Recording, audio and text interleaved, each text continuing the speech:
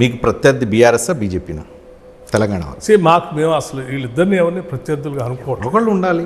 So రాజకీయ పార్టీలుగా ప్రత్యర్థులుగా multi party సిస్టంలో వాళ్ళు కూడా ఉన్నారు. BJP slowly I don't think so. మేము ఎదగదా బీజేపీకి అంత సీన్? I don't think so.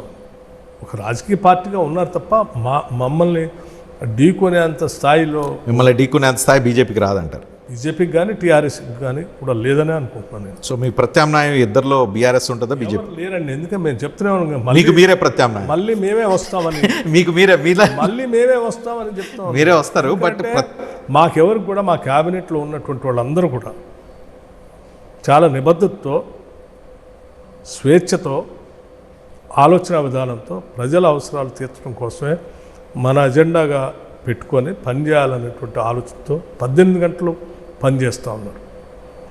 ఎవరికి ఏడ స్వార్థపూరితమైనటువంటి ఆలోచనలు ఏం లేవు. కేవలం రాష్ట్రం ప్రజలు వాళ్ళ అవసరాలు తీర్చడం, దీని నిర్మాణం ఎట్లా చేయాలి, ప్రపంచంతో పోటీ పడేటట్టుగా ఎట్లా చేయాలి. తెలంగాణ రైజింగ్ అంటే ఇట్ ఇస్ నాట్ జస్ట్ అట్లా రైజింగ్ అవుతుందని చెప్పు, ఇవన్నీ చేస్తూ ఉంటేనే it is rising today. So భవిష్యత్తులో తెలంగాణ రోల్ మోడల్గా ఈ దేశానికి కాదు ప్రపంచంతో కూడా పోటీ పడుతుంది. ఆ స్థాయికి తీసుకెళ్ళటం మా ముందు ఉన్నటువంటి కళ. Thank you very much Bhat గారు.